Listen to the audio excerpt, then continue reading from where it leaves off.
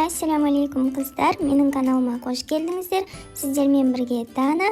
Бүгін сіздермен 2 апельсин, 1 лимоннан 3 литр лимонад дайындауға болады. Үй жағдайында ешқандай мясорубканы да, блендерді де қажет етпейтін лимонадты бірге дайындайық.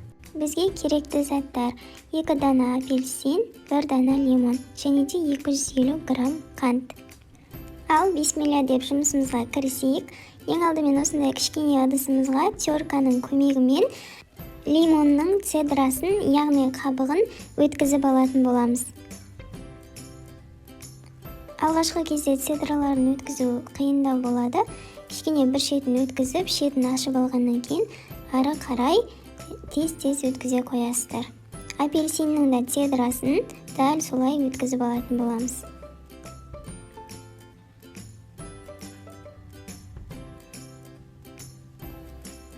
Енді дайын болған цедраларымыздың үстіне қантымызды салып, қантымыз кішкене ери бастағанша қолымызбен жақсылап мұжитын боламыз.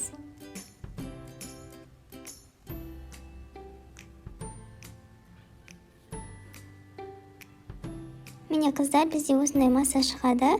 Осы кезде апельсиндеріміз бен лимонымызды турап, осы цедрамыздың үстіне саламыз.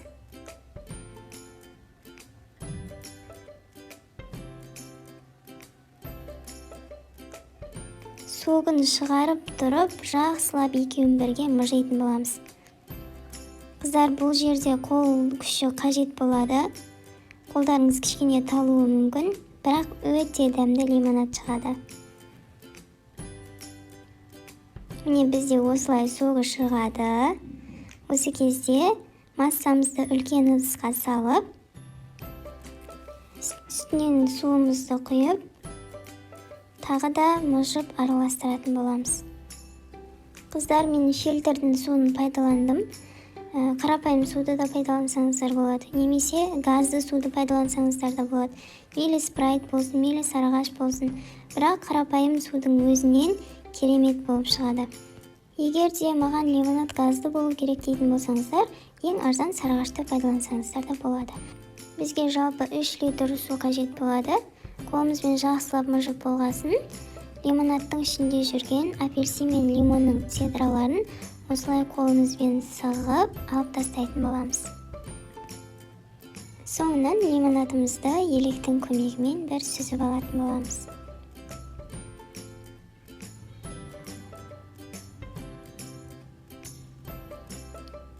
Қыздар, біздің лимонадымыз дайын.